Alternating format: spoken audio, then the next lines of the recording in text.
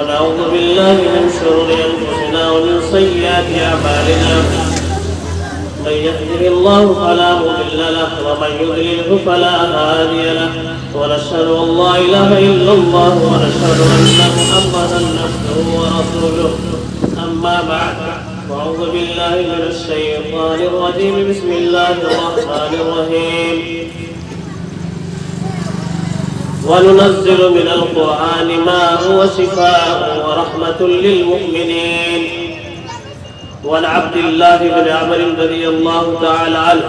أن رسول الله صلى الله عليه وسلم قال الصيام والقرآن يشفعان للعبد يقول الصيام اي ربي منعته الطعام والشهوة فشفعني فيه ويقول القرآن اي ربي منعته ويقول القرآن اي ربي منعته النوم بالليل فشفعني فيه قال فيشفعان له رواه احمد. اسٹیج پر تشریف فرما علماء کرام اور بھرپٹیا اور سیار و ستی کے غیور مسلمانان کرام اور پردہ نشین میری ماؤں اور بہنوں، اللہ تبارک و تعالی نے ہم انسانوں کو پیدا کرنے کے بعد ہماری رہنمائی کے لیے، ہماری ہدایت کے لیے، ہماری زندگی کی صحیح سمت عطا کرنے کے لیے ایک کتاب، ایک ابدی کتاب ہمیں عطا کیا جس کا نام قرآن کریم ہے. ایک ایتھنٹک بک، ایک ایسی مستند کتاب جس کے اندر زندگی کے ہر پہلو کے روشن پہلو کو بتایا گیا ہو، جس میں زندگی گزارنے کا بہتر طریقہ سکھایا گیا ہو، جس میں انسان کی زندگی سماجیات سے متعلق ہو، معاشیات سے متعلق ہو، مدنیات سے متعلق ہو. دنیا کا کوئی بھی شعبہ ایسا نہیں جس کا تذکرہ، جس کی رہنمائی قرآن کریم میں نہ بتائی گئی ہو. اس لیے اللہ تبارک و تعالی نے اپنے کلام کے اندر خود قرآن پاک کا تذکرہ کیا ہے، اس کے شان و شوکت کو بتایا ہے، اس کی عظمت کو بتایا ہے. اور علماء محدثین نے حدیث کی کتابوں میں قرآن کریم کی فضیلت کے لیے ایک جدا باب باندھا ہے. میں اس مختصر سی گفتگو میں آئیے چند احادیث کے حوالے سے قرآن کی عظمت کا، قرآن کی بڑائی کا، قرآن کے مرتبے کا تذکرہ کرتا ہوں کہ خود نبی پاک سرور کائنات صلی اللہ علیہ وسلم نے موقع سے اور صحابہ کرام رضی اللہ عنہم اجمعین کے سامنے قرآن کریم کا تذکرہ کیسے کیا ہے. ابھی ہم نے عبداللہ بن عمر رضی اللہ تعالی عنہ کی حدیث بیان کی. اللہ کے رسول صلی اللہ علیہ وسلم نے فرمایا کہ روزہ اور قرآن بندے کے حق میں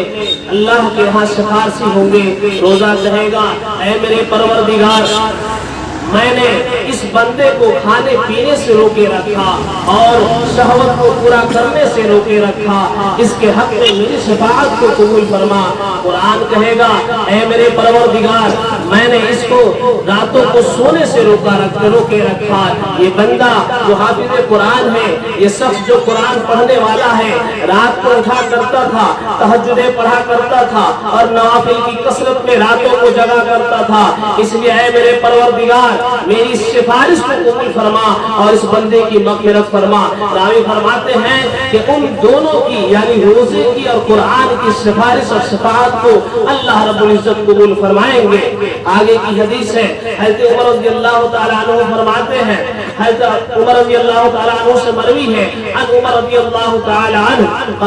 قال رسول اللہ صلی اللہ علیہ وسلم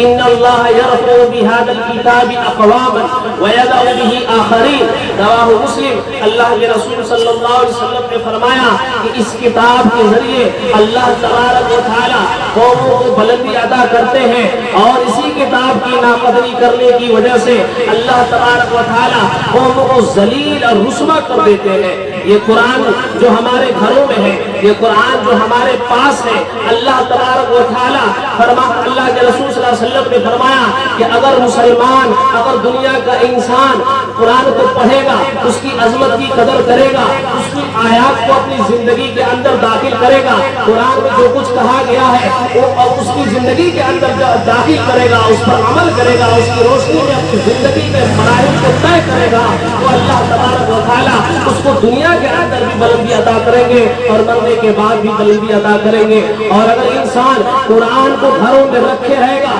جزدانوں میں تہ کر کے رکھے رہے گا اور تاک پہ سجا سجا کے رکھے رہے گا، مرنے کا وقت یا فاتحہ کے وقت اس کو نکالا جائے گا، تو اللہ رب العزت مال و دولت کے ہونے کے باوجود، عہدہ اور مرتبے کے ہونے کے باوجود اس کو گھروں کے اندر برباد کریں گے، ذلت کی مار اس پر چسپا کر دی جائے گی اور ذلت اور رسوائی کی زندگی گزارے گا۔ اللہ کے رسول صلی اللہ علیہ وسلم نے اپنی حدیث میں فرمایا، عن عبد اللہ بن عمر رضی اللہ تعالی عنہ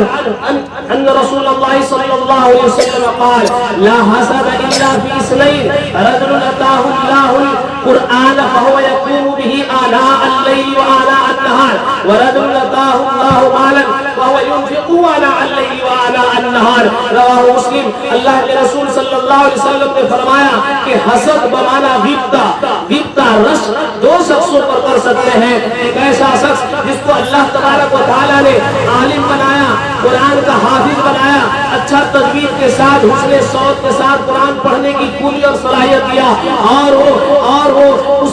اسی طریقے سے پڑھتا ہے، اچھے ڈھنگ سے قرآن کی تلاوت کرتا ہے اور بہت زیادہ ذکر و اذکار میں، اللہ کی عبادتوں میں، نوافل میں، تہجد میں قرآن کو پڑھا کرتا ہے، تو ہمیں بھی رشک کرنا چاہیے، اے کاش کہ اللہ رب العزت ہمیں بھی وہ دولت نصیب کرتے، اے کاش کہ اللہ تبارک و تعالیٰ ہمارے گود میں بھی ایک بچہ ایسا عطا کرتا، اللہ تبارک و تعالیٰ اے کاش کہ ہمارے گھر میں بھی کوئی حافظ قرآن پیدا ہوتا جو اس بہتر طریقے سے قرآن پڑھتا۔ رشک کرنا چاہیے، اور ایک ایسا انسان جس کو اللہ تبارک و تعالیٰ نے دنیا کی دولت دیا اور وہ کار خیر کے اندر اللہ کی دی ہوئی دولت کو خرچ کرتا ہے، کسی بیوہ کی مدد کرتا ہے، یتیموں کی مدد کرتا ہے، مدارس کی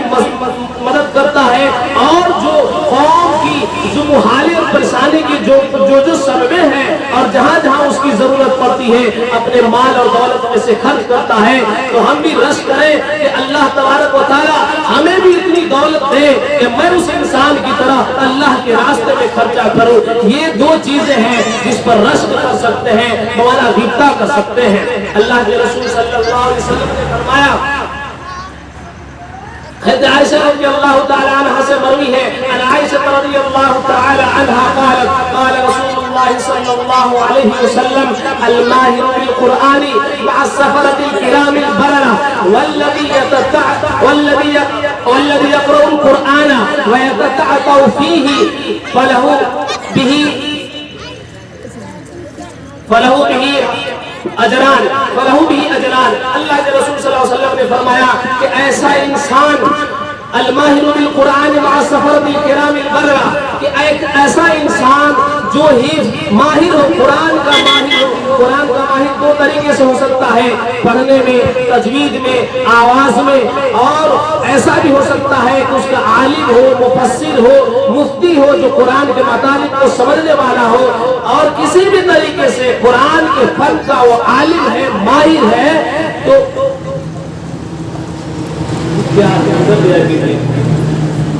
ماہر ہو، الماہر بالقرآن، قرآن کا ماہر ہے، کوئی بھی کسی بھی طریقے سے قرآن کا ماہر ہے، وہ اچھی آواز میں قرآن پڑھتا ہے، تجوید کا جانکار ہے، تفسیر کا جانکار ہے، بہت سارے ریسرچ کیا کرتا ہے قرآن کے اندر، اس کے معنی اور مطالب میں۔ اللہ کے رسول صلی اللہ علیہ وسلم نے فرمایا کہ اس کا حشر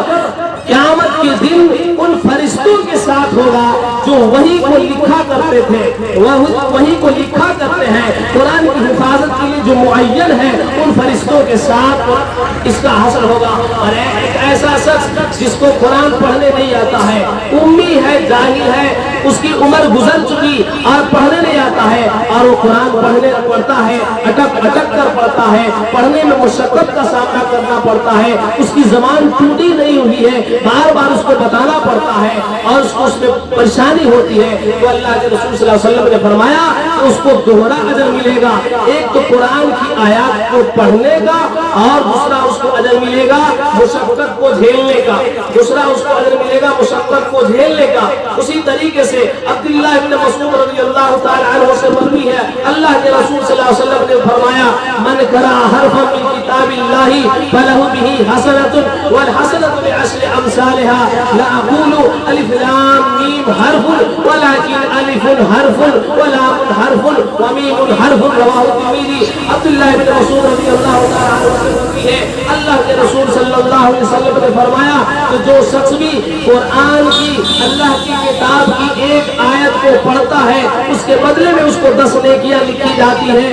اور اللہ عزت عطا کرنے والا ہے. اس 10 نیکی کے بدلے اللہ 70 نیکیاں بھی دے سکتے ہیں, اس میں اضافہ بھی کر سکتے ہیں. اللہ کے رسول صلی اللہ علیہ وسلم نے فرمایا کہ میں یہ نہیں کہتا ہوں کہ الف لام میم ایک حرف ہے, بلکہ الف ایک حرف ہے, لام ایک حرف ہے اور میم ایک حرف ہے. اس کا مطلب یہ ہوا کہ اگر کوئی شخص الف لام میم پڑھتا ہے تو اس کو 30 نیکیاں لکھی جائے گی. اللہ کے رسول صلی اللہ علیہ وسلم نے فرمایا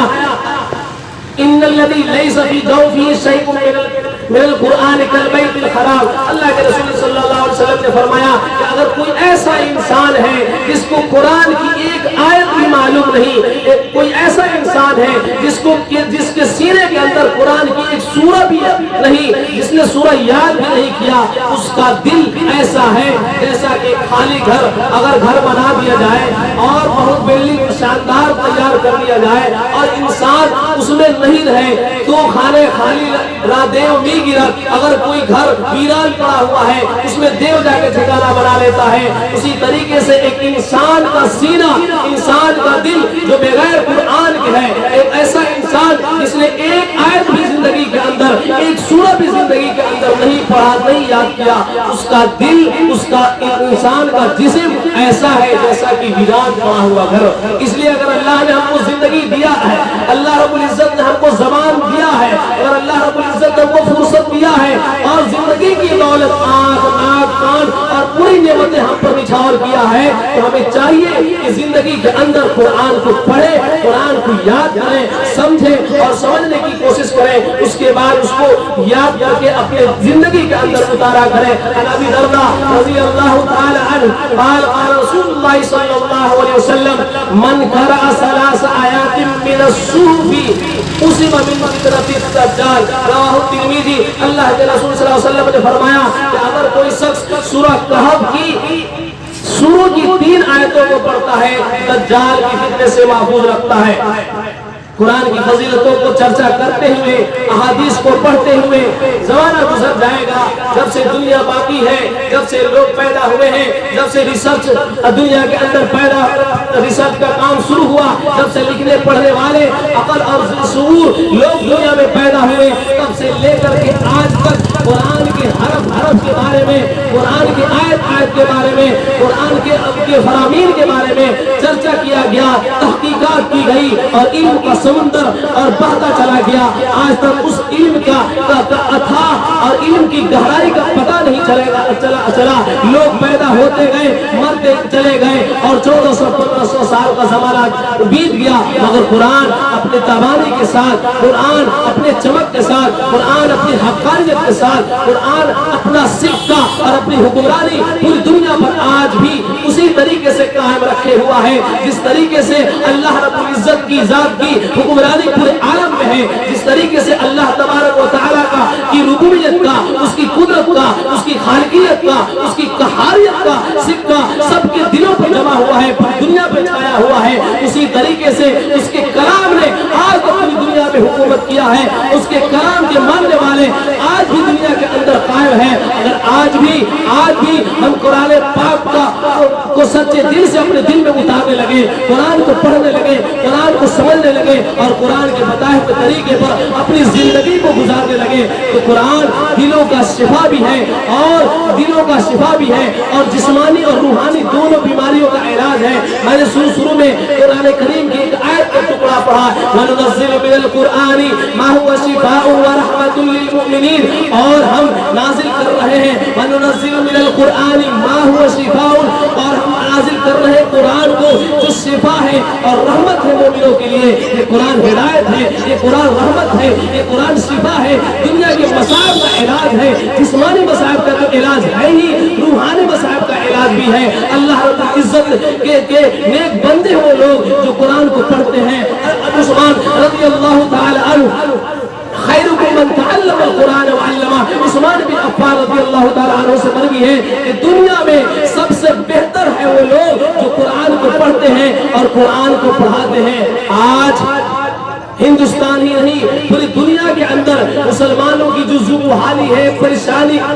پریشانی ہے, اس کا واحد علاج یہ ہے کہ ہم نے دنیا کی تعلیم کو, ہم نے انگلش کو اور نہ جانے دنیا کی کیا کیا پڑھائیاں ہیں, دنیا کے فن کو, مال و زر کو اہمیت دیا لیکن قرآن کو اہمیت نہیں دیا. وَبِذَلِكَ فَلْيَفْرَحُوا هُوَ خَيْرٌ مِّمَّا يَجْمَعُونَ. حالانکہ اللہ تبارک و تعالیٰ نے کہا, فرمایا کہ میں نے جو قرآن کو تمہارے اوپر رحمت بنا کر, ہدایت بنا کر نازل کیا ہے, یہ قرآن تمہارے لیے بہتر ہے ان تمام مال و زر سے, سونا چاندی سے, بینک لین سے اور زمین و جائیداد سے جس کو تم ایک ایک کوڑی جمع کر کے خرید اور جمع کرتے ہو. یاد رکھو یہ ایسی دولت ہے جو لٹتی نہیں ہے, یہ ایسا خزانہ ہے جو کبھی بھلا ہونے والا نہیں ہے. اس لیے میرے محترم بزرگوں اور دوستوں, بھرپٹیا اور سیار و ستی کے مجھ سے محبت کرنے والے لوگوں, اگر مجھ سے محبت ہے, ان علماء سے محبت ہے, تو یاد رکھو قرآن پڑھو, قرآن پڑھو, قرآن پڑھو. اس لیے کہ جب تک ہم قرآن نہیں پڑھیں گے ہماری حالت درست نہیں ہو سکتی, ہمارے اوپر ظالم بادشاہ مسلط رہے گا. جب تک ہم قرآن نہیں پڑھیں گے ہمارے اوپر رحمت, ہمارے اوپر سکینہ نازل نہیں ہوگا. اللہ کے رسول صلی اللہ علیہ وسلم نے فرمایا کہ ایسے گھروں میں اگر قرآن پڑھا جائے, اللہ کا ذکر کیا جائے تو رحمت کے فرشتے اس پر نازل ہوتے ہیں. تتنزل الملائکہ وغشیتہم الرحمہ وحفتہم الملائکہ وذکرہم اللہ فی من عنده. مسلم شریف کی حدیث میں اللہ کے رسول صلی اللہ علیہ وسلم نے فرمایا کہ غشیتہم الرحمہ, رحمت کو ڈھانپ لیا, رحمت کے فرشتے اس کے اوپر چھا جاتے ہیں اور سکینے کا نزول ہوتا ہے. اور اللہ رب العزت ایسے لوگوں کا تذکرہ فرشتوں میں کرتا ہے. قرآن ہی ایسا کلام ہی ہے, لیکن افسوس کی بات یہ ہے کہ ہمارے بچے قرآن کی تعلیم سے دور ہوتے جا رہے ہیں. اسکولوں میں پڑھانا کوئی گناہ نہیں, لیکن ضرورت اس بات کی ہے آج کی تعلیم کلچرل ایجوکیشن ہے, ایسی تعلیم جس میں تہذیب کی آمیزش ہو. ہندوتوا کا ایک ورڈ ہم سنا کرتے ہیں کہ ہندوتوا کا ورڈ کیا ہے, یہ کلچرل ایجوکیشن کی طرف اشارہ کرتا ہے. ہمارے ہاں ایک ایسی تعلیم ہونی چاہیے جس میں تہذیب کی آمیزش ہو. اگر ہم پڑھائی اسکول میں کر رہے ہیں تو ہمارے بچے اسلامی ماحول اور اسلامی دائرے میں رہ کر کے پڑھیں. اگر ہماری بچیاں کوچنگ جا رہی ہیں تو پردے میں جائیں, حجاب لگا کر کے جائیں, بے رحمی کا شکار نہ ہو. انہیں تعلیم کی ضرورت ہے, انہیں قرآن اور دین اور شریعت کی تعلیم کی ضرورت ہے. ہم جتنی اہمیت ہم دنیا کی تعلیم کو دیتے ہیں اتنی ہی اہمیت اس دین کی اور قرآن کی تعلیم ہے. قرآن اور دین, دنیا اور دین, اسکولوں کے تعلیم اور قرآن کا تعلیم کوئی الگ نہیں ہے. آمیزش کے ساتھ, ملاوٹ کے ساتھ ہم اپنی تہذیب پر عمل کرتے ہوئے اپنے قرآن کی اہمیت کو اور دین محمدی کی اہمیت کو سمجھتے ہوئے ہم دنیا میں کہیں بھی جائیں گے تو آج ہمارے دین کا سودا نہیں ہوگا. افسوس کا عالم یہ ہے کہ 20 کروڑ مسلمانوں میں سے بہت سارے آج لڑکیاں ایسی ہو رہی ہیں جو اسکولوں میں پڑھ کے, کوچنگوں میں پڑھ کر کے غیر مسلموں کے ساتھ شادی رچا رہی ہیں. افسوس کا عالم ہے کہ ایک ایسی بچی جس جب پیدا ہوئی تو اس کے کان میں اذان نہیں گئی, اقامت نہیں گئی, اور وہ بچی غیر مسلموں سے شادی کر کے ہمیشہ ہمیشہ کے لیے چتا پر لیٹنے کو تیار ہے. اس کے بارے میں کون سوچے گا؟ گاؤں کے لوگ سوچیں گے, سرکردہ لوگ سوچیں گے, ماں اور باپ سوچیں گے. اس لیے ضروری ہے کہ ہم اپنے بچوں کو اور بچیوں کو قرآن کی تعلیم دیں. اگر قرآن کی تعلیم نہیں دیں گے تو ہماری عزت و آبرو کا جنازہ مٹ جائے گا, ہماری ہر طریقے سے اقتدار ختم ہوتی جائے گی, ہر طریقے سے برچسپ ہمارا ختم ہوتا چلا جائے گا. اور ایک وقت آئے گا کہ ہم اپنے ہی ملک میں, اپنے ہی گھر میں ذلیل ہو کر, رسوا ہو کر کے, گھٹ گھٹ کر کے جینے رہیں گے. اور رپٹ لکھوائی ہے جا جا کر رقیبوں نے کھانے میں کہ اکبر نام لیتا ہے خدا کا. اس زمانے میں, اس زمانے میں اللہ کا نام لینا, خدا کا نام لینا, اس کے کلام کا تذکرہ کرنا, نبی پاک صلی اللہ علیہ وسلم کی سنت کے بارے میں چرچا کرنا ایک گناہ سمجھا جاتا ہے. یہ گناہ نہیں سمجھا جائے گا کب؟ جب ہم قرآن کو ویسے ہی قبول کر لیں گے جیسا کہ آج سے 1400 سال پہلے جب نازل ہوا تو صحابہ کرام نے اس کو اپنے دل میں اتارا، اپنی زندگی میں اتارا۔ جب انہوں نے اپنی زندگی میں اتارا تو عیاشی ختم ہو گئی، شراب کے مٹکے پھٹ گئے، اور ناچ گانوں کی محفلیں جو سجا کرتی تھی سب کے سب ختم ہو گئی، اور انقلاب ایسا آ گیا کہ وہ صحرا ورد اور عرب کے بدو جنگلوں میں بکریاں چلایا کرتے تھے، اور پوری شہنشاہ پوری دنیا کے بادشاہ بن گئے۔ اور اگر اسلام یہاں تک پہنچا ہے اور ہم یہاں بیٹھ کر کے اللہ کے رسول صلی اللہ علیہ وسلم کا تذکرہ کر رہے ہیں اور قرآن کی آیات کا درس دے رہے ہیں، کہ انہی صحابہ کی خدمات کا نتیجہ ہے جو بر و بر میں اور خشک و تر میں ہر جگہ اسلام کا جھنڈا انہوں نے لہرا دیا، ان کی قربانیاں تھی۔ آج بھی اگر وہی قربانی، وہی جوش ایمانی اور وہی قرآن سے محبت پیدا ہو جائے تو آج بھی ہم انقلاب برپا کر سکتے ہیں، لیکن ضرورت ہے کہ پہلے ہم اپنی زندگی کے اندر چینجنگ لائیں، اپنے اعمال کے اندر تبدیلی لائیں۔ ہمیں ننھے منھے بچے جو فیوچر ہے، جو ہمارے مستقبل ہے، جو اس دیش کے مستقبل ہے، ہمارے قوم کے مستقبل ہے، یہ گالیاں سیکھتے ہیں، پیسے کھیلتے ہیں، کوئی روکنے والا نہیں، کوئی ٹوکنے والا نہیں، جو گالی دیتے ہیں، لڑائی کرتے ہیں، کسی لڑکی سے چھیڑ چھاڑ کرتے ہیں، گاؤں کا کوئی بھی شخص روکنے والا ٹوکنے والا نہیں ہے۔ دعوت یہی نہیں ہے کسی مسجدوں میں دعوت کی تقریریں کی جائے، دعوت یہی نہیں ہے جو گشت میں جا کر کے دعوت کی جائے، دعوت یہ بھی ہے کہ جہاں بھی برائی دیکھے، بچوں سے ہو، بوڑھوں سے ہو، جہاں بھی دیکھے اس برائی کو روکے، سمجھائے اور قرآن کا درس دے، اس لیے کہ قرآن ایک ایسی زندگی اور ایک ایسی حیات کے طریقے کا نام ہے جہاں تہذیب ہے، جہاں سچائی ہے، جہاں برائی نہیں ہے، جہاں چوری نہیں ہے، جہاں ڈکیتی نہیں ہے، جہاں زنا نہیں ہے، جہاں ظلم نہیں ہے، جہاں انصاف ہے، اخلاق ہے، کردار ہے، بھائی چارہ ہے، محبت ہے، پریم ہے، اس کا درس دیتا ہے۔ اور اس کا ایتھنٹک مستند کتاب وہ قرآن ہے۔ دنیا کے اندر امن کو پھیلانے والی کتاب قرآن ہے، دنیا کے اندر دہشت گردی کو مٹانے والی کتاب قرآن ہے، دنیا کے اندر وہ ظلم کا خاتمہ کرنے والی کتاب قرآن ہے، دنیا کے اندر سے بے حیائی اور بے شرمی کا خاتمہ کرنے والی کتاب قرآن ہے، دنیا کے اندر عورتوں کو ماں کا حقوق دلانے والی کتاب قرآن ہے، بچیوں کو جب زندہ پہ غور کر دیا جاتا تھا ان بچیوں کو بچانے والی کتاب قرآن ہے۔ قرآن ایک ایسی کتاب ہے جس نے دنیا کے اندر انسانیت کا پیغام دیا، اخلاق کا پیغام دیا۔ آج ہم کو دہشت گرد کہا جاتا ہے، ہم کو 2 نمبر کا شہری کہا جاتا ہے، ہم کو ظلم و ستم اور نہ جانے کن